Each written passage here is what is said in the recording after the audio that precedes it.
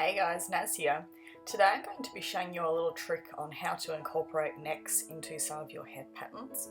So the example I'm going to be showing you is a pony neck pattern, just because it's a simple one to show you. It will essentially work for any sort of head to neck pattern, or most head to neck patterns where the neck is coming from underneath, not so much like a dog or a cat where their neck kind of comes from the back of their head. So something like a pony or a human head or something like that would work well with this kind of method. So it's fairly simple. It's just a little tweak that you need to make to your gussets, and I'm going to go ahead and show you guys how to incorporate this into your pattern, and it kind of helps make your head blend seamlessly into the neck shape rather than having like a orb sitting on top of a pole kind of shape for your head and neck. It kind of incorporates both of them into one pattern and helps your pattern look more seamless as it flows into those kinds of shapes. So I'm just going to go ahead and quickly pattern like a very generic, not very polished pony head pattern.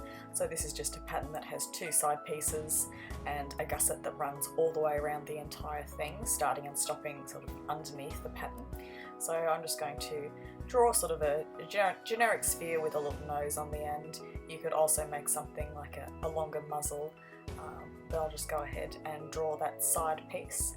And then we're going to be patterning a gusset for this pattern in the usual method that I pattern gussets. So if you haven't watched me do that in another tutorial, essentially I'm going to go around and I'm going to do a bunch of marks on key areas of this pattern, and then I'm going to number them.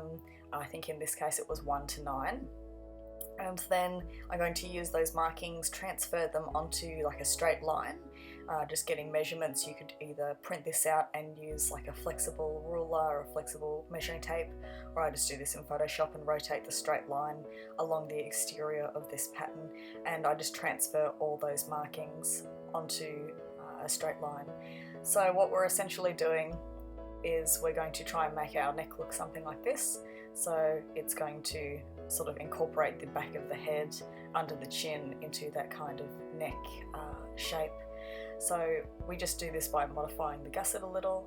So we're going to go ahead and pattern our gusset, sort of speed through that, but essentially you're just going to make a long rectangle shape, making it wider where you want it to be wider, corresponding with those numbered points that we've put in, and making it narrower where you want to be narrower. So generally I make the noses thinner and the back of the head thicker, but I just made something very simple for the purposes of showing you guys here.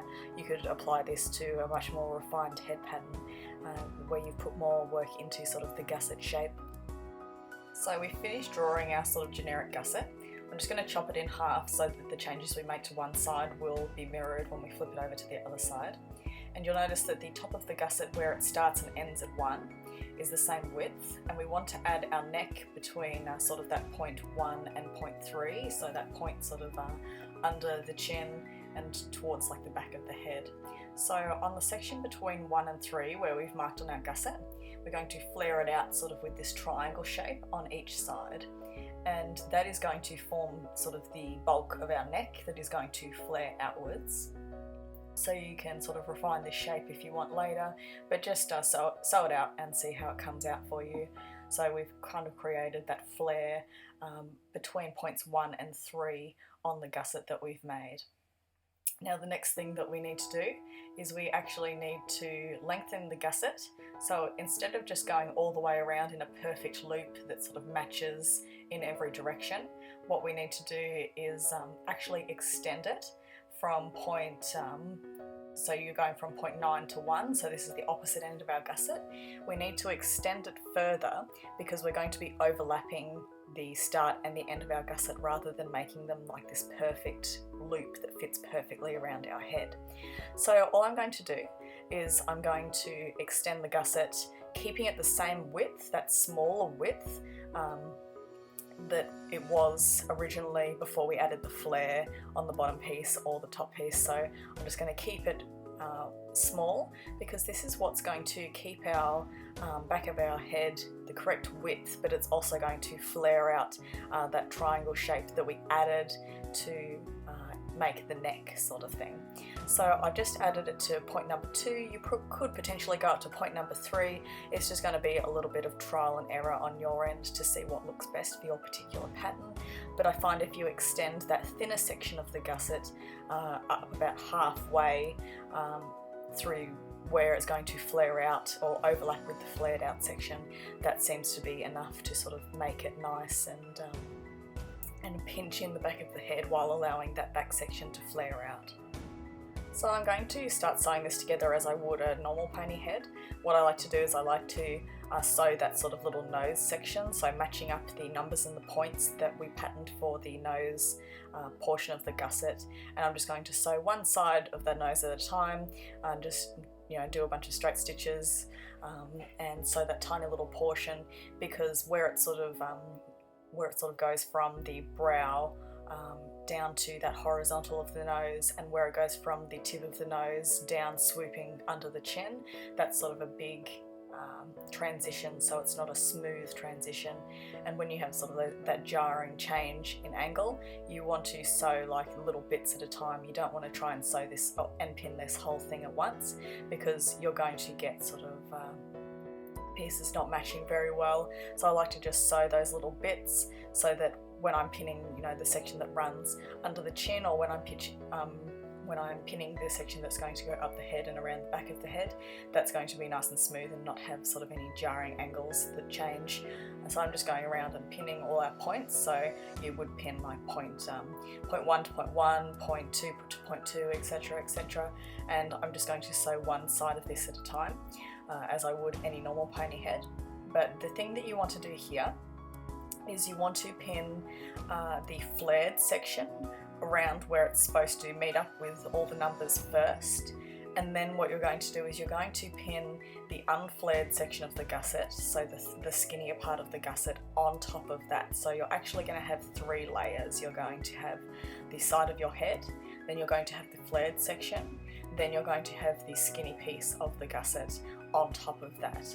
So you're going to have all those layers, and when you sort of put these together, what happens is the skinny piece keeps the back of your head where the neck is going to be pinched inwards, but because we've added that flared section, that flares out into what becomes the neck, if that makes sense. So I'm hoping that you guys can sort of gather what I'm trying to say here. It's a little bit confusing until you sort of put it together and you can see how these pieces all interact, but essentially just make sure that you're pinning down that flared section to the head side pieces first, and then overlaying that skinny section over the top, and that will make sure that that flare is on the outside and the skinny bit is on the inside when we turn it inside out. If you do it the opposite way, if you put the skinny section, if you pin the skinny section down first and then pin the flared section on top, it won't work, because you'll find that the flared section is on the inside of your plush and the skinny section is on the outside, so you won't have your neck where it's supposed to go. So I'll speed through the rest of sewing this. You're essentially just going to pin it as you would a normal plush. After you've pinned all those layers in place, you're going to sew all the way around, and then we're going to make a little incision in like the back or the top of the head. You can add a seam up there if you want to stuff through sort of like a gap in a seam, but I usually just when I make a pattern like this, I usually just make a tiny little incision on the back of the head or the top of the head, and then put hair over the top of that, and you wouldn't even know it's there after you close it up with a ladder stitch. And then we're going to turn it inside out through that tiny incision, and then you'll be able to see what the neck looks like, and then we'll stuff through that top piece that we just cut. So here's what it looks like all stuffed. You can see sort of the neck is bowing outwards because we flared it out, but it's being kept held pinched in the correct head shape because we've also overlapped sort of on the inside effectively that thinner portion of the gusset. You can modify sort of the angle and the width of the flare that you add for that neck shape. You might need to have it tapered up or leaning downwards at the bottom, depending on the angle that you want your head to sit. it is fairly simple once you sort of wrap your head around how this method works, but I guess the difficulty is how you get it to look perfect and tailor it to the particular pattern that you're making, because each head is going to want to sit at a different angle and different necks are going to need to be, you know, different thicknesses and things like that.